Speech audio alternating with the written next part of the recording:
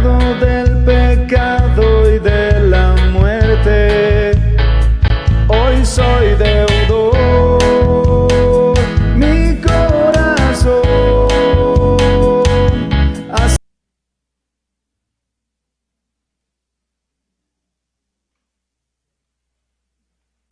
Una vez más, buenos días, hermanos, ¿cómo están? Híjole, yo creo que literalmente, como dice mi hermana Xochitl, ¿no? Bendecidos. Muy, muy bendecidos.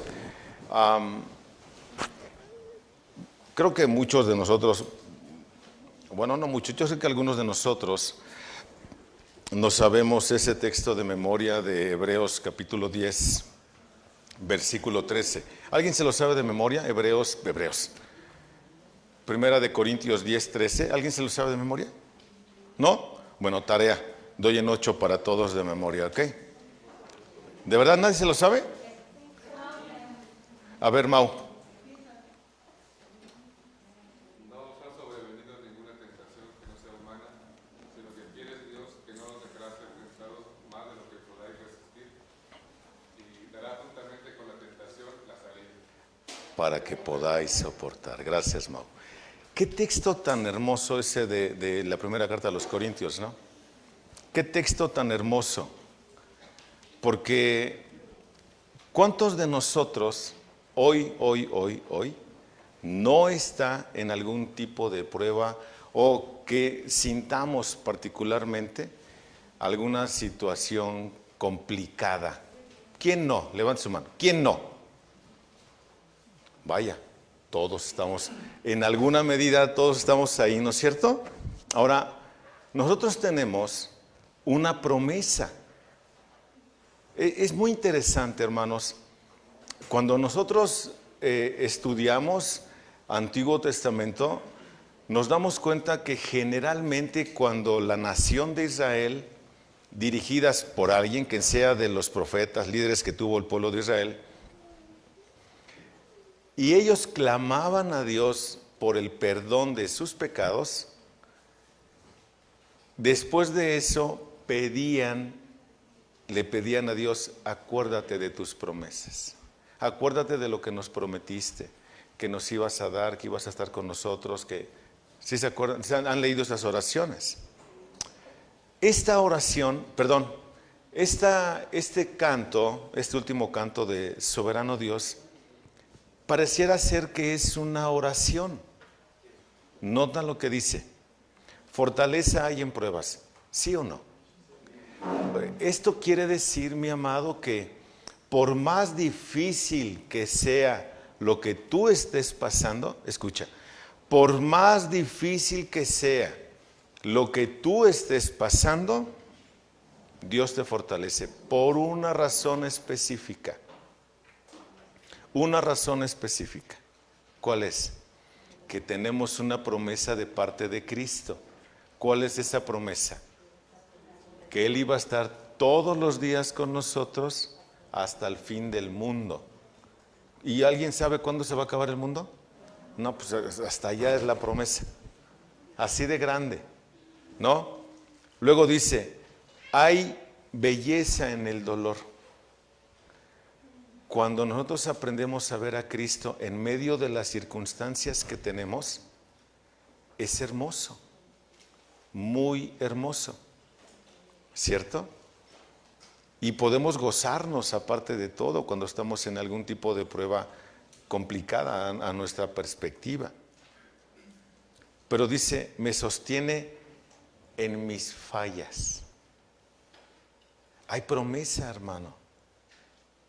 ¿No es cierto? En tus manos de amor. Y tú obras en silencio. Ni nos damos cuenta en muchas ocasiones. No nos damos cuenta de lo que Él hace. Simplemente lo hace. Y cuando te das cuenta dices, ay, solamente, hermano, en una retrospectiva puedes darte cuenta de lo que Dios ha hecho en ti. Solamente en una retrospectiva, nunca en una perspectiva. Y te lo firmo si quieres. Pero este obrar de Dios en silencio tiene un propósito, que es para santificarme.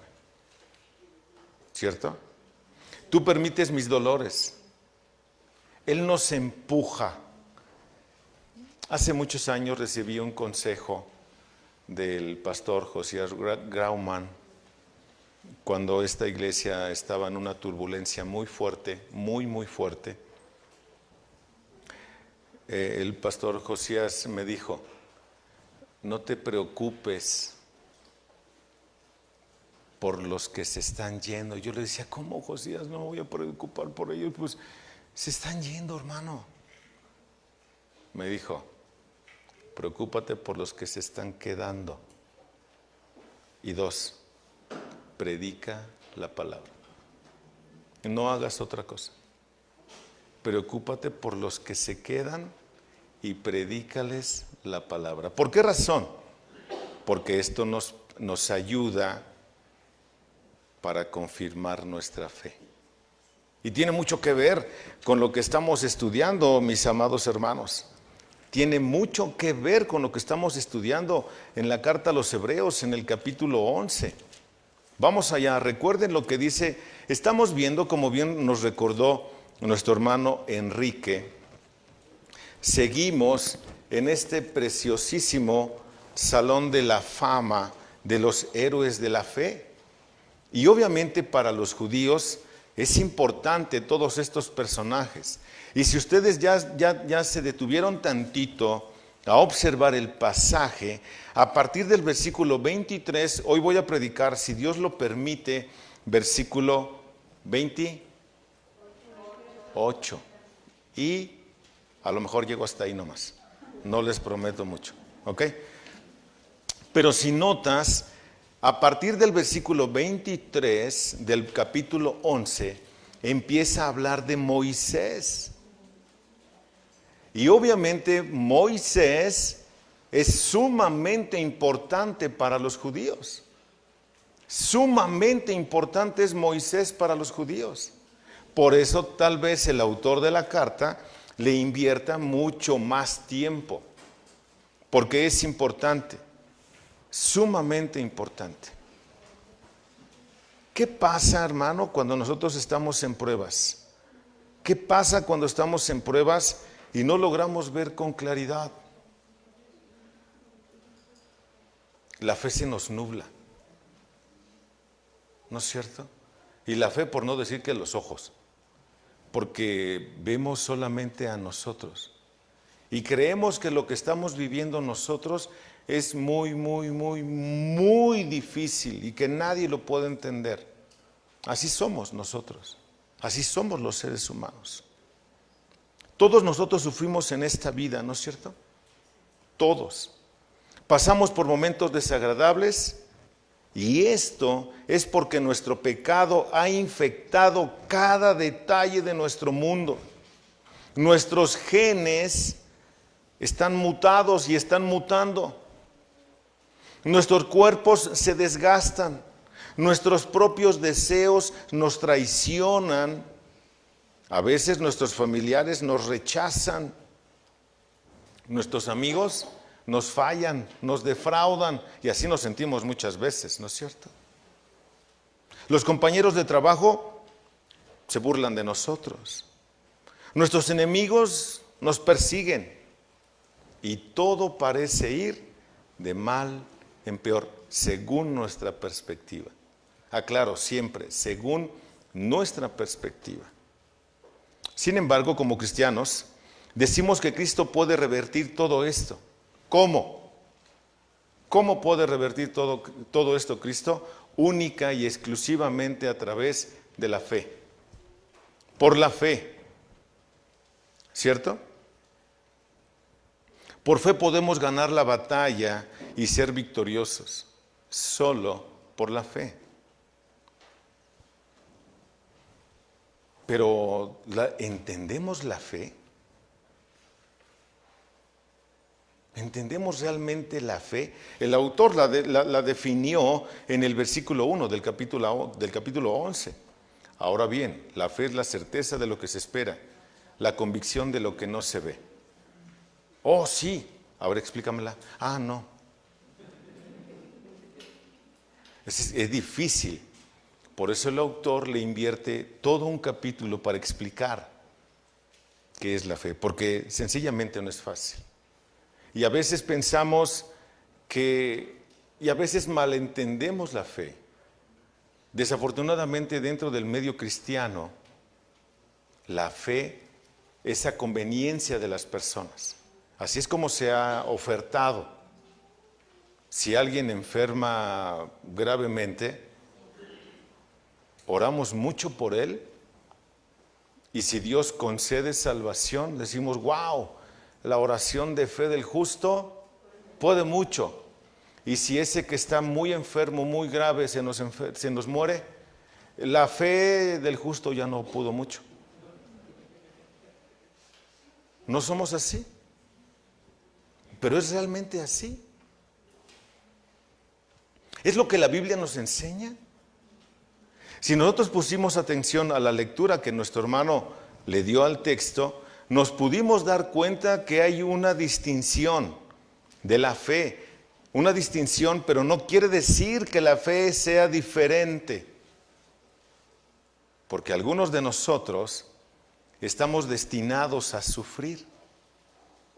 Bueno, creo que yo no estoy sufriendo hoy. Pero yo no sé después. Yo no sé tú. Escucha lo que dice. Cómo la fe puede obrar de muchas formas. Pero escucha cómo también la fe puede ser probada y pueden pasar muchas cosas a los cristianos. Nota lo que dice. Voy a leer a partir del versículo 34, aunque me regreso a predicar el versículo 28. Pero quiero que entendamos primero qué es la fe.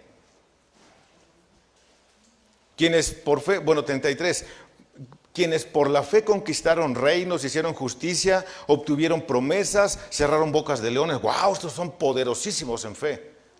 ¿No es cierto? Apagaron la violencia del fuego, escaparon del filo de espada, siendo débiles fueron hechos fuertes y se hicieron poderosos en la guerra. Pusieron en fuga ejércitos extranjeros. Las mujeres recibieron a sus muertos mediante la resurrección y otros fueron torturados. Ay, a ver, ¿cómo? ¿Cambió? Ah, caray. Eso dice, ¿la Biblia de las Américas estará bien o será porque yo traigo otra versión? Todas dicen lo mismo, creo. ¿Te fijaste el cambio?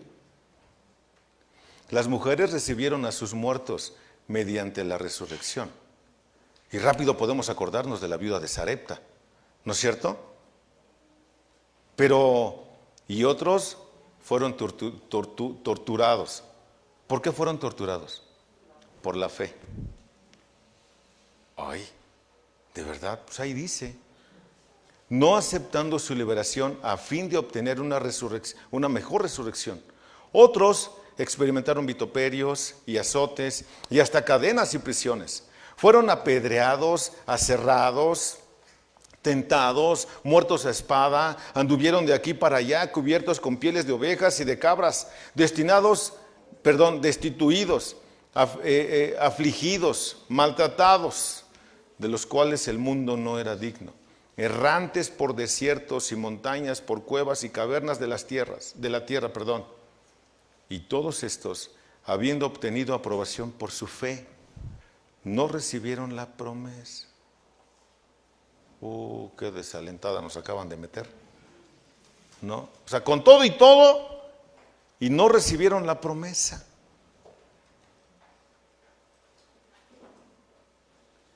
Porque Dios había provisto algo mejor para nosotros, a fin de que ellos no fueran hechos perfectos sin nosotros. O sea, no la recibieron porque es futura, porque era futura. Pero ¿ya te diste cuenta? ¿Cómo también por fe alguien puede morirse? No solo eso, puede ser martirizado. En la mañana, muy tempranito, me escribió un hermano de Venezuela. Ustedes saben cómo está Venezuela, ¿no es cierto? Y me escribió un hermano muy tempranito de Venezuela para decirme: pastor, por favor, gócense con nosotros y compartan esto con la iglesia. Yo soy un misionero que está predicando en las cárceles. Y el día de ayer, me mandó videos, si quieren luego se los muestro.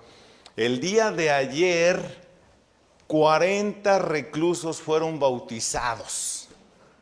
¿Te imaginas eso? Lo que Dios está concediendo a pesar de la situación en la que se encuentran. 40 reclusos, y están en la cárcel, hermano. Ahí adentro los están bautizando. Y están cante y cante ahora a nuestros hermanos. Es lo que Dios hace. Pero también leí otro artículo, me mandaron otro artículo de que fueron arrestados toda una familia de cristianos en Afganistán. Y van a ser fusilados.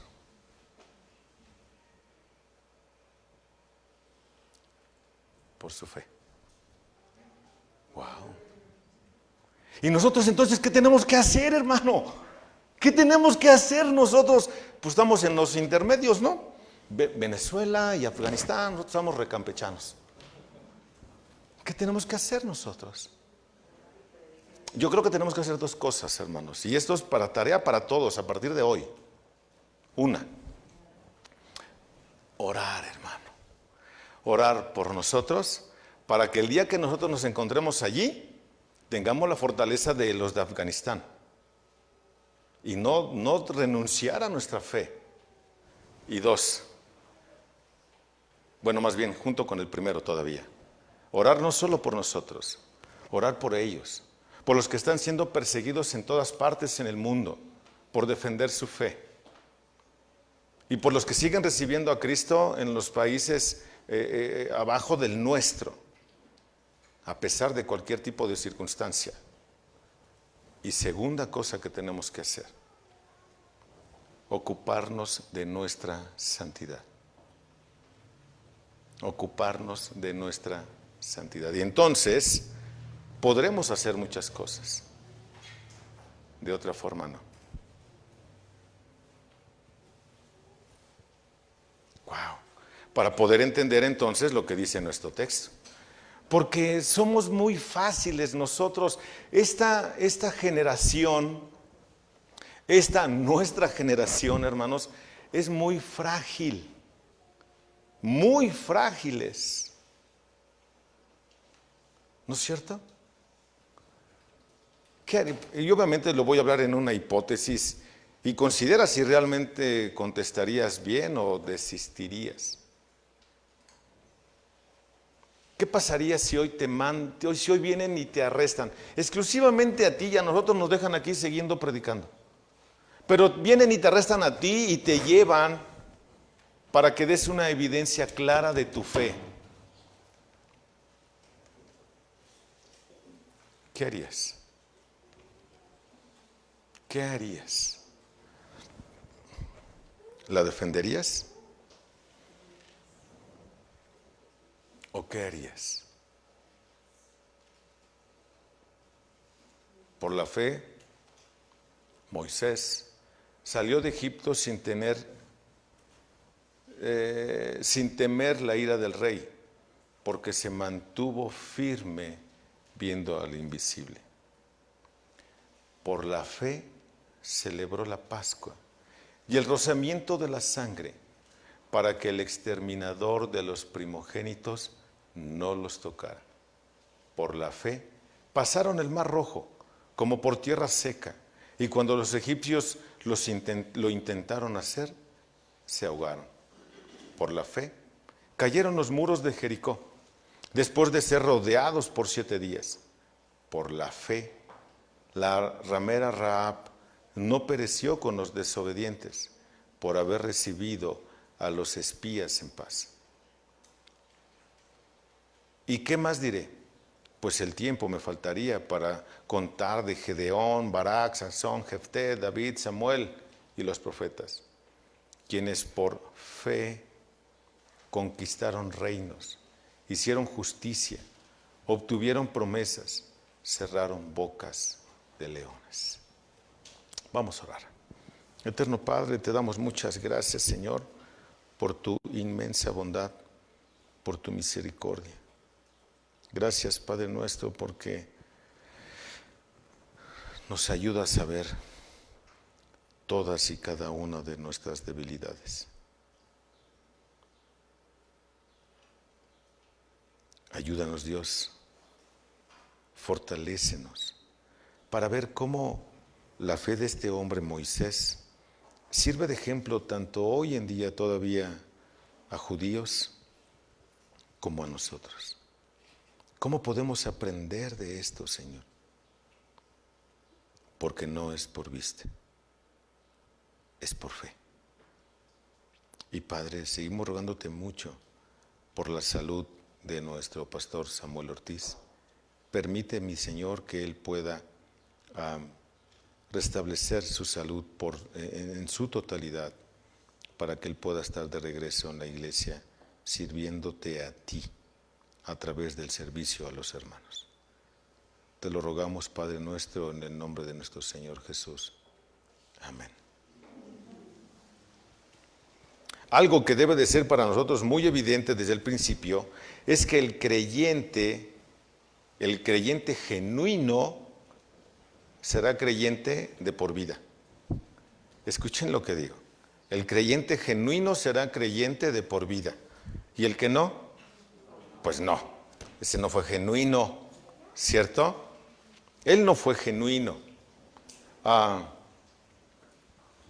Es muy interesante cómo tenemos que ver qué es lo que nos enseña el texto, mis queridos hermanos. Y el primer punto es la fe que está por encima del miedo. La fe que está por encima del miedo. ¿Cómo se llama esta serie de predicaciones?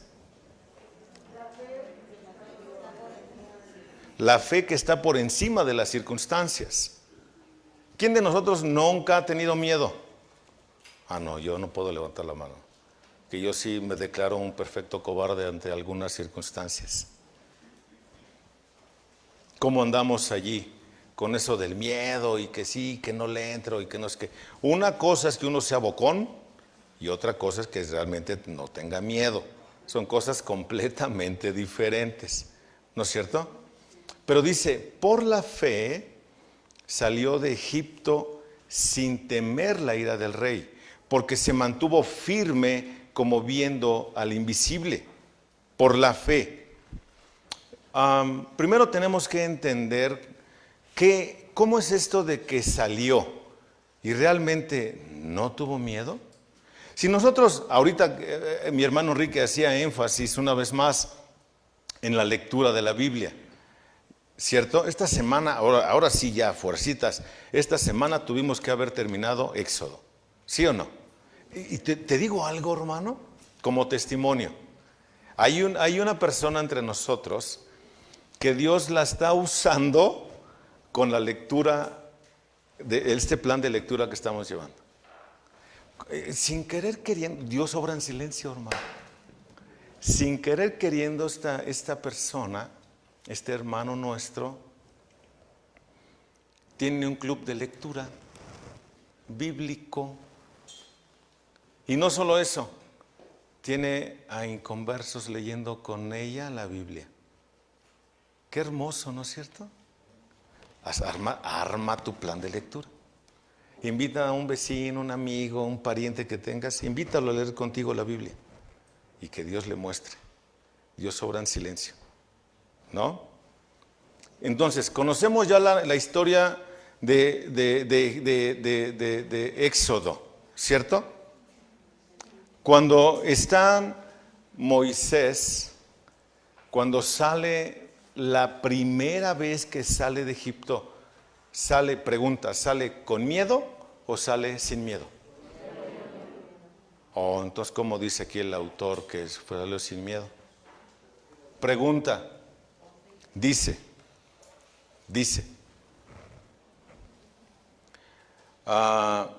por la fe pasaron el mar rojo como por tierra seca.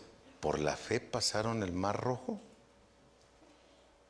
¿No era una generación incrédula la cual pereció en el desierto? ¿Cuál fe? es muy interesante cómo el autor los lleva a reflexionar a los lectores originales. Los lleva a reflexionar en esa parte. Porque ciertamente cuando Moisés sale por primera vez de Egipto, sale con miedo, huyendo de la presencia de Faraón. ¿Por qué? Porque había matado a un a un egipcio. Había matado a un egipcio, no te estés burlando, porque había matado a un egipcio y lo descubrieron sus connacionales, ¿no? Dijo, ya se dieron cuenta, vámonos. Pero luego, ¿qué pasó? Cuando Dios lo llama, Dios escucha, y esto es en cuestión, por ejemplo, de liderazgo. Dios no llama al capacitado, Dios capacita al llamado. Son cosas diferentes. Porque el que cree que es líder y que masca piedras y que hace bombitas, bueno, ese no sirve para el ministerio, porque Dios no lo ha capacitado. Pero alguien que tiene el llamado, Dios lo va a capacitar y va a estar en un proceso hasta que ocupe el cargo que Dios quiere que ocupe para gobernar su iglesia. Son cosas diferentes. Moisés tenía el llamado. ¿Cómo lo sabemos? ¿Cómo sabemos? Otra vez la historia de cómo sus padres actuaron, de que lo guardaron y de que estuvo en Egipto, pero en el palacio, fue educado allí y estuvo todavía su mamá ahí con él cuidándolo y hasta le pagaban a su mamá porque lo cuidó, ¿sí o no? Ahí vemos cómo Dios lo guardó y los va a usar. Ahora vamos a ver cómo Dios ya le hace un llamado específico. Cuando Dios lo llama, Moy,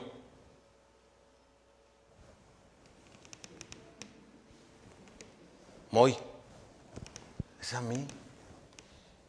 Cuando tiene el encuentro con Dios, cuando él está viendo la zarza ardiente, ¿te acuerdas?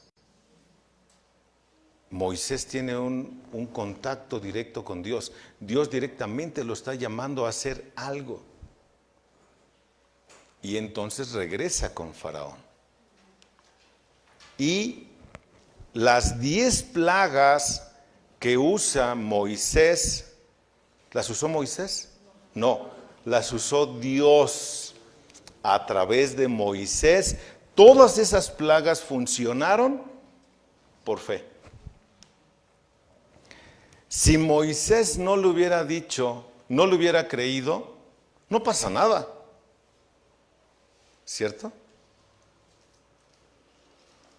¿Por qué? Porque era la fe de Moisés. ¿Qué traes en la mano? Un palito, Señor. Échalo al piso. Se convierte en culebra. Ahora tómala por la cola. Y otra vez se convirtió en vara. Ahora ve con Faraón.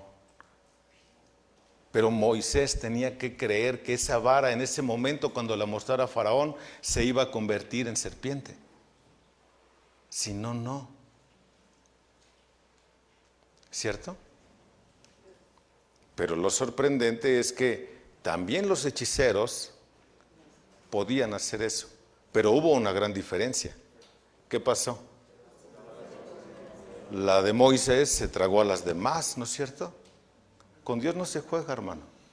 La fe no es de a gratis. Te la dieron o nos la dieron para algo en específico.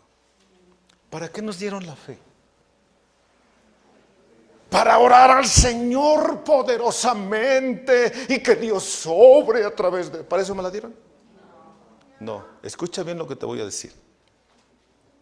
La fe no es para manipular a Dios.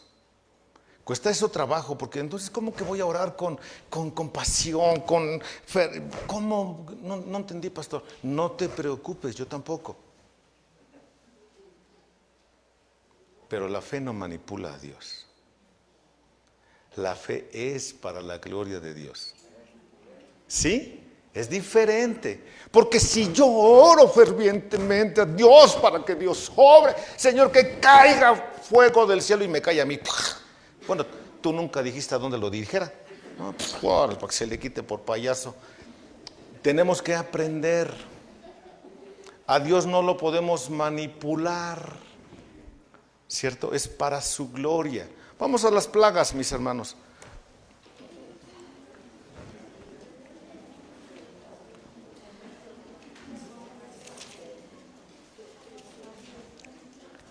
Fiel para siempre, perfecto en amor. ¿Éxodo qué?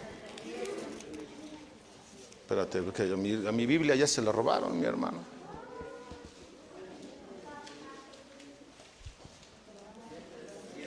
Sí, más para atrás, desde el 7. La vara de Aarón, Éxodo capítulo 7. Y es muy interesante, hermano, que era la fe de Moisés que iba a obrar. Hay algo muy interesante.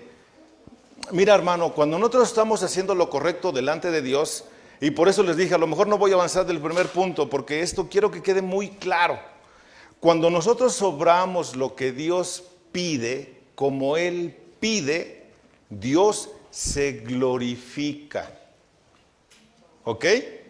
No es, mira, a veces nos convertimos en Sinatra, hermano. A mi manera.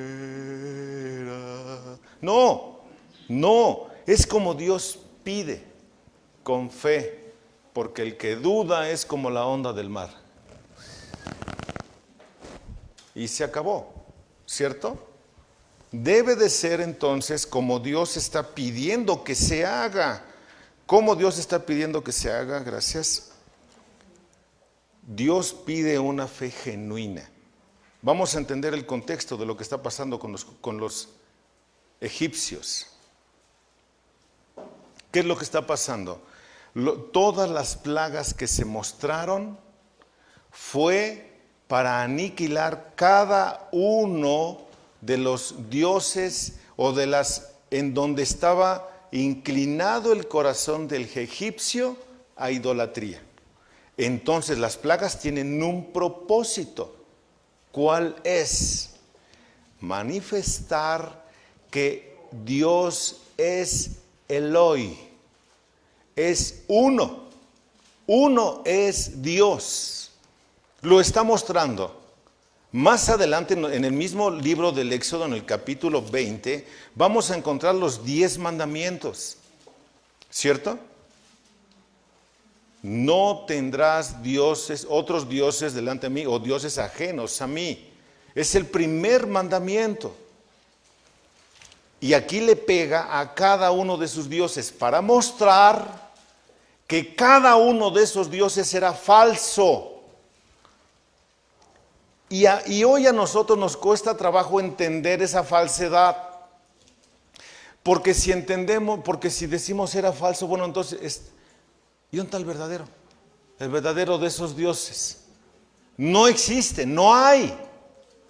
Porque hay un solo Dios vivo y verdadero. Los otros no están vivos, no son verdaderos, son producto de la imaginación del hombre.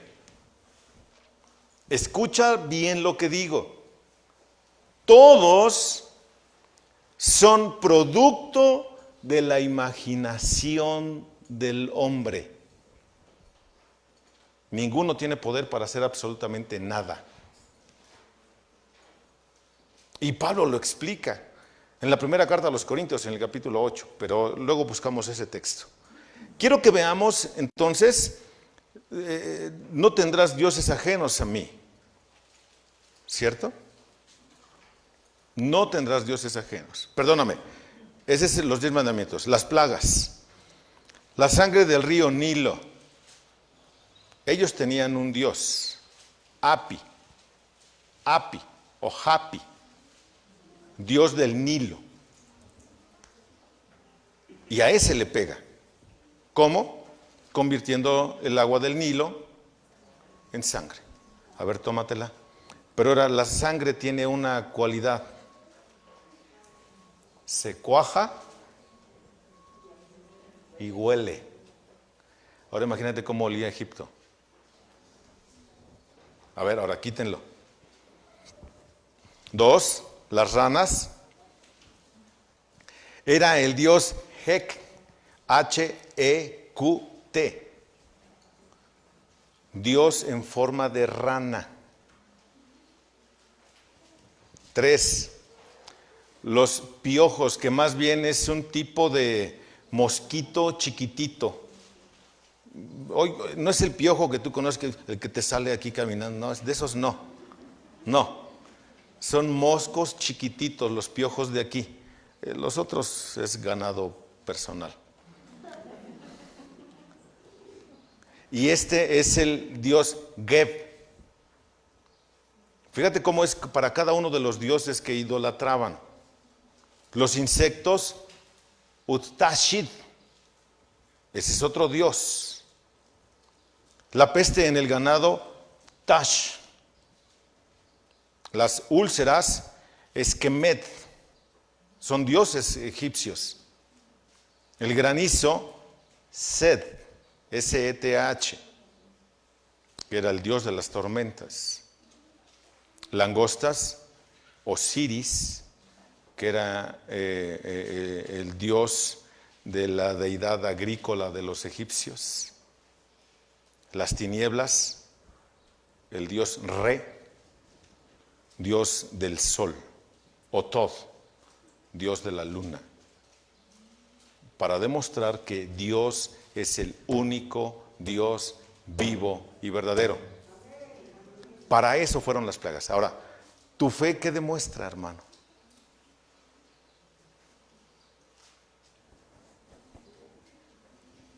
Y dice la Biblia que hubo silencio como por media hora. ¿No? La muerte de los primogénitos. Obviamente, pegándole directamente a Faraón, porque también lo consideraban una deidad. ¿No es cierto? ¡Wow! Entonces, no es para que tú trates de manipular a Dios. Señor, haz que esto suceda, te lo pido yo, Señor, y declaro la guerra en contra. Si no es stop. No. O sea, hermano, nosotros no podemos hacer eso. Esa es una fe subjetiva. Nuestra fe debe de ser siempre una fe objetiva, siempre pensada, bien razonada. Si no es así, no es fe, hermano. Y si la tuya no es así, entonces tienes problemas. ¿Sí? ¡Wow! Changos, o sea, changos digo yo, dijera el pastor Sam, charros. O sea, esto nos pega a todos nosotros, hermano. ¿No es cierto? O nos pega a nosotros porque nosotros que creemos tener mucha fe, vaya, ¿será de verdad? ¿Será de mentira? Por eso la Escritura nos manda con mucha puntualidad y dice: maldito el varón que confía en el hombre. Es una pena que defraudemos a otros. Es que yo pensé que este cuate me iba a ayudar, me iba a hacer, me iba a decir, me iba a poner. ¿No es cierto? Es una pena. Pero ¿quién de aquí no ha defraudado a alguien?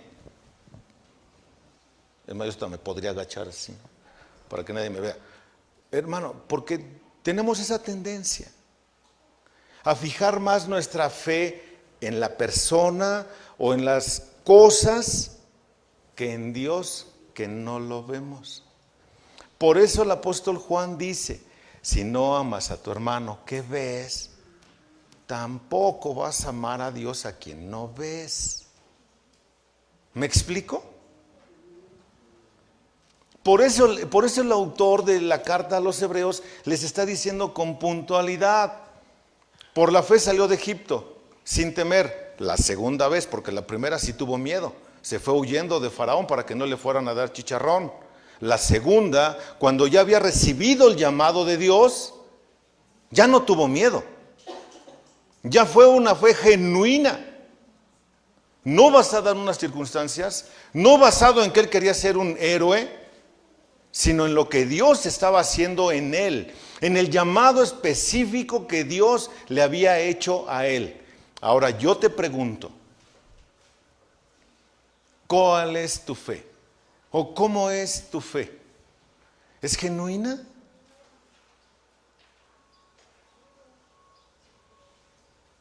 Pregunta, ¿Dios ya te llamó? Lo acabamos de cantar, ¿no es cierto? Señor, tú me llamas por mi nombre, desde lejos. Dios me llama. ¿Ya te llamó? ¿Para qué te llamó? Dime para qué. Sí lo dice la Biblia, hermano. ¿Para qué? Sí, pero ¿cómo? O sea, sí me llamó para glorificar su nombre, pero ¿cómo voy a glorificar yo el nombre de Dios? Si Dios ya me hizo un llamado específico a mí.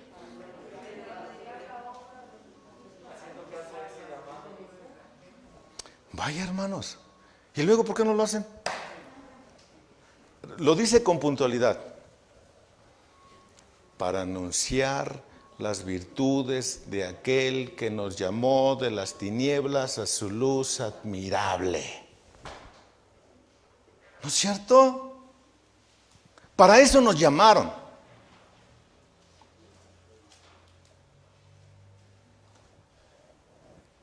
¿Y te da miedo?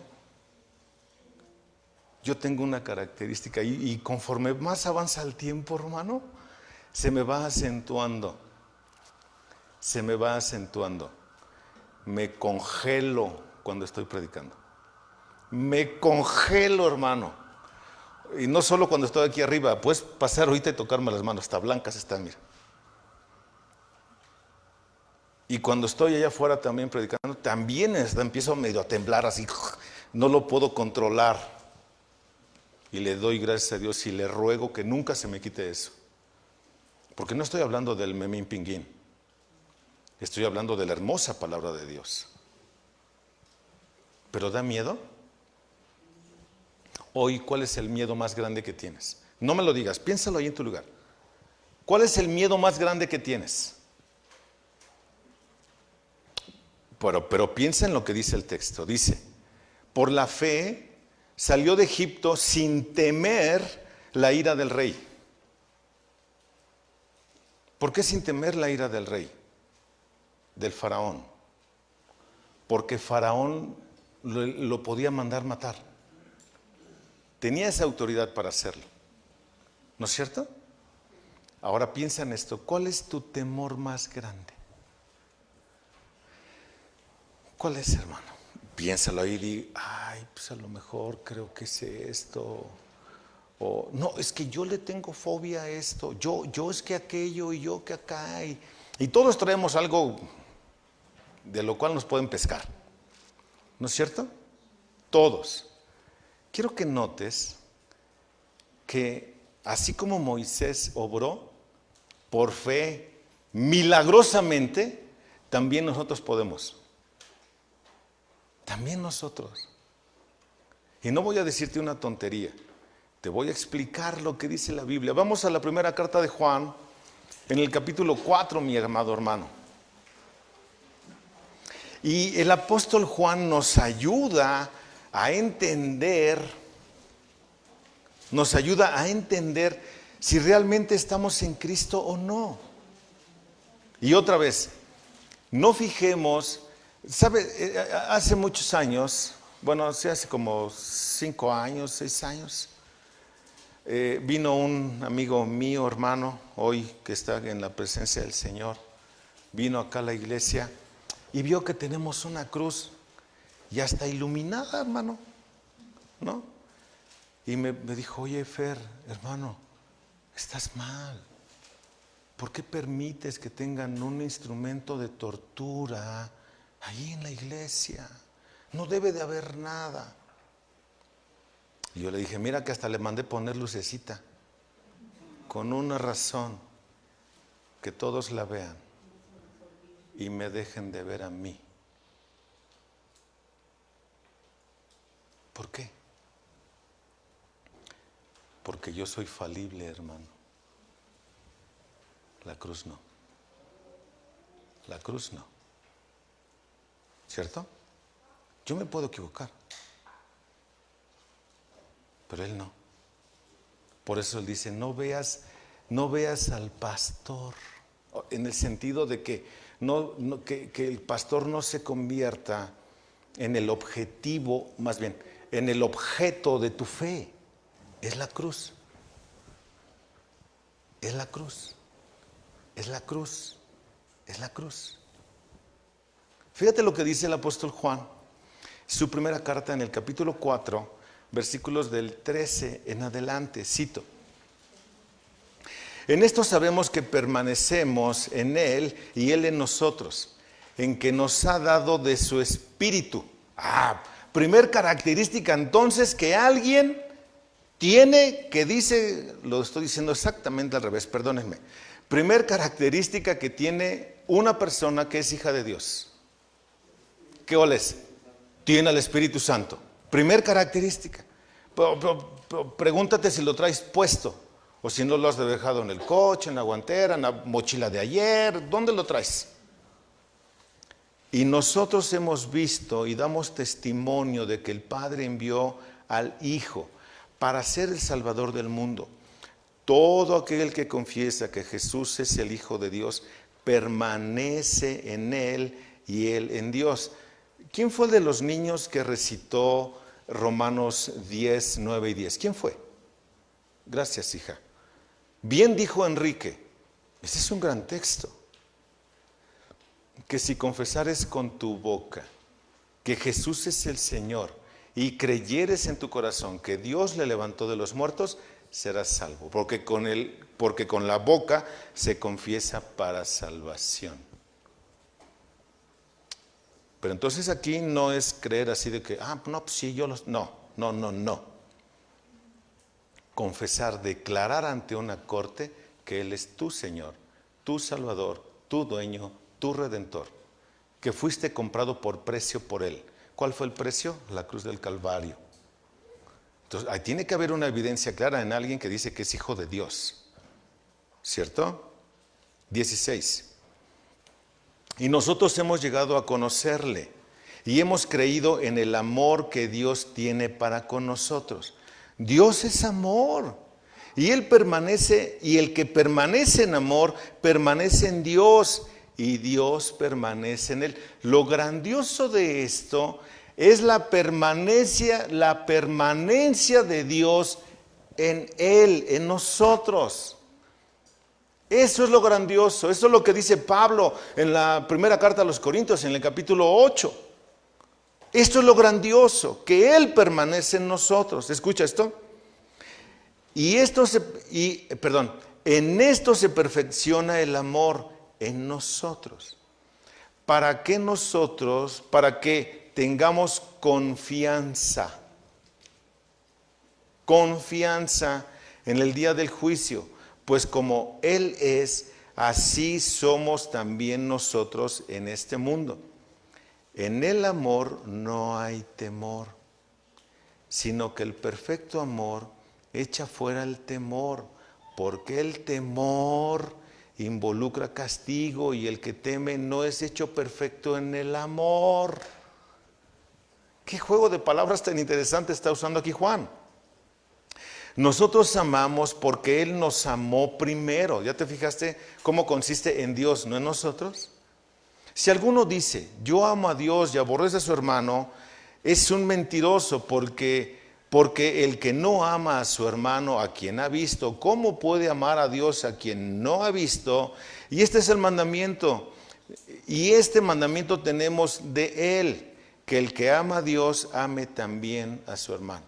O sea, tiene que haber una coherencia en nuestra conducta.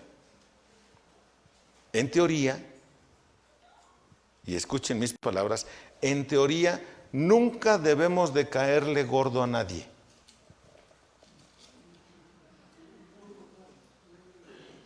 ¿Sí o no? ¿Qué dice aquí el texto?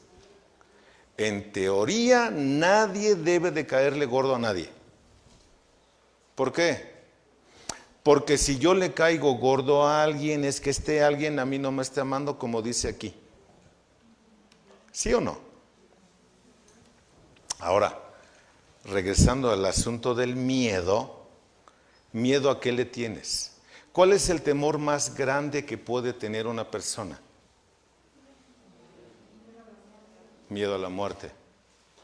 Nota lo que dice entonces. En esto se perfecciona el amor en nosotros, los que tenemos al Espíritu Santo. En el día del juicio, en esto se perfecciona el amor de Dios, el amor en nosotros, para que tengamos confianza en el día del juicio.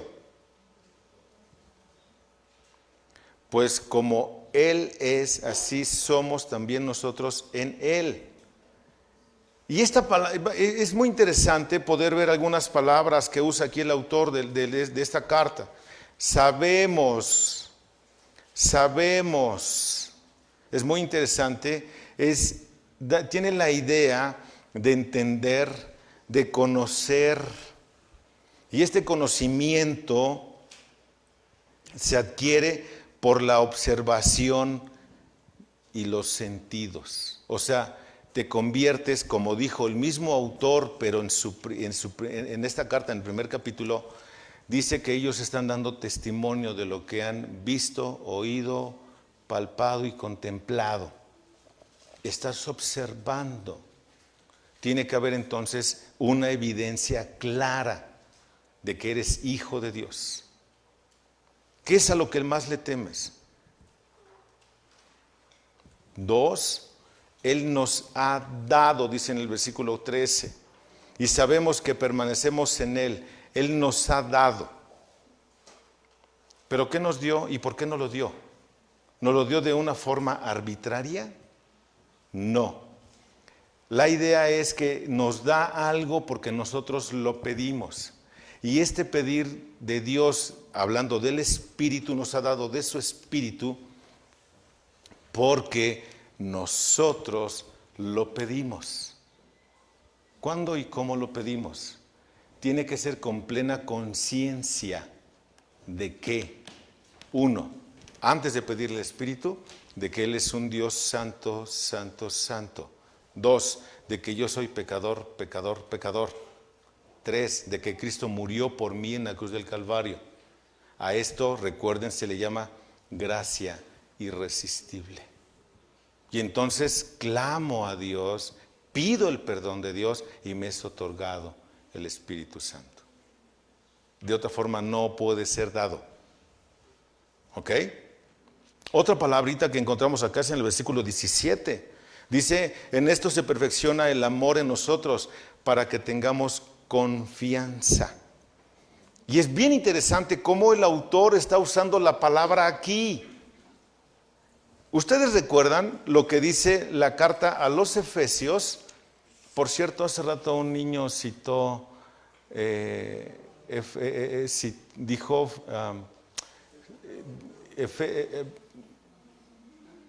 citó Efesios 4:29 y se confundió, dijo Filipenses 4:29.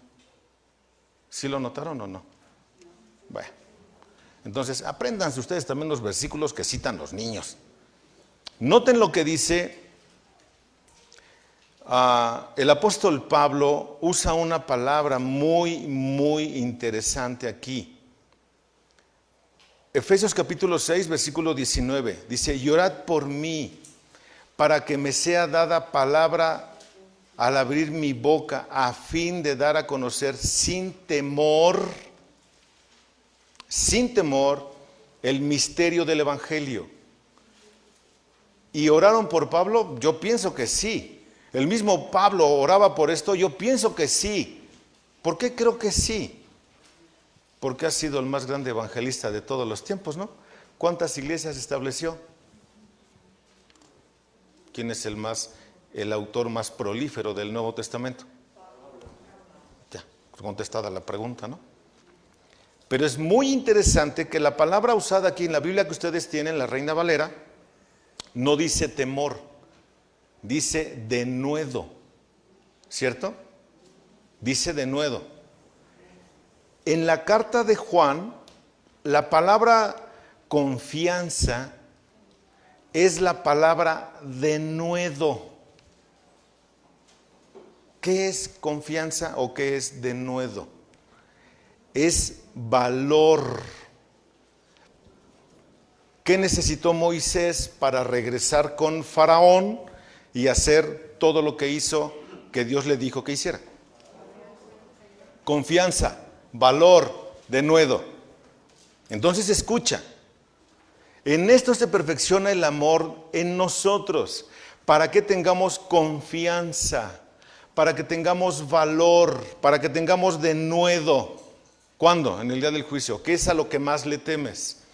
Mira, hermano, si te estás temeroso por cualquier cosa que vivamos aquí, humanamente hablando está bien, pero eso no debe de distraerte de la verdadera confianza que tenemos en Dios el día que perezcamos, el día que muramos, porque aquí dice que gracias a lo que fue depositado en nosotros, tenemos esa confianza para poder presentarnos delante de Dios como justos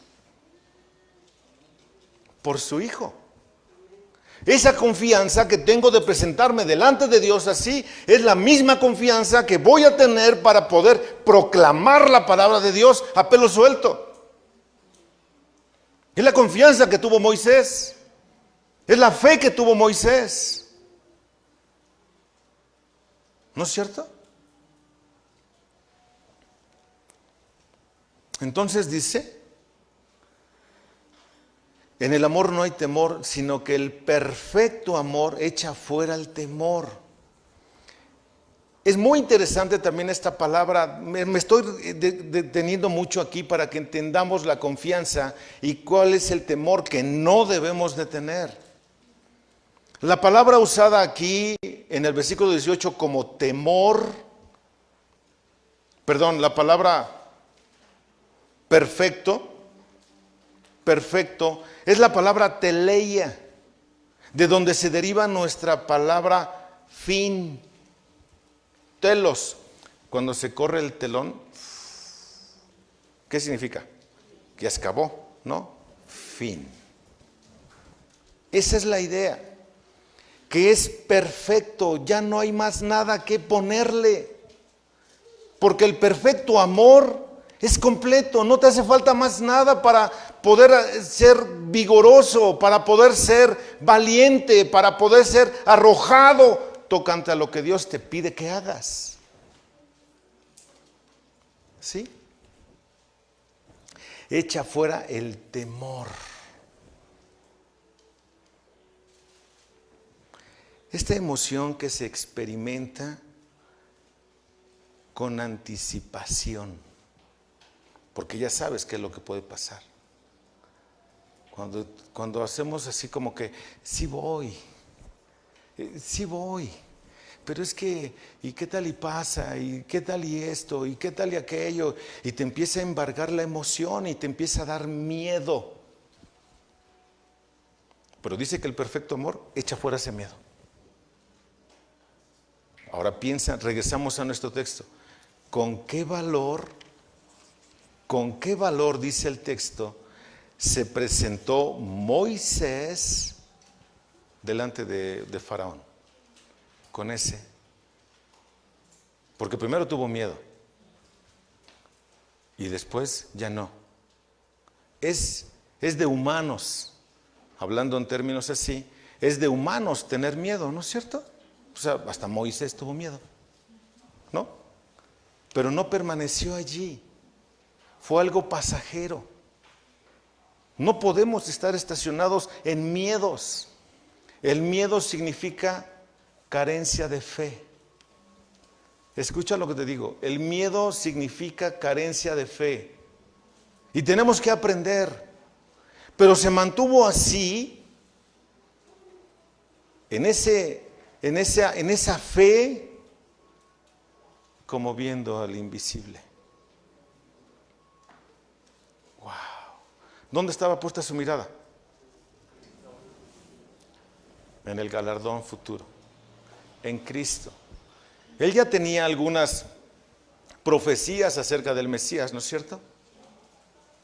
Las creyó. Tú y yo la tenemos completa. Tenemos el Espíritu Santo. Tenemos la Biblia.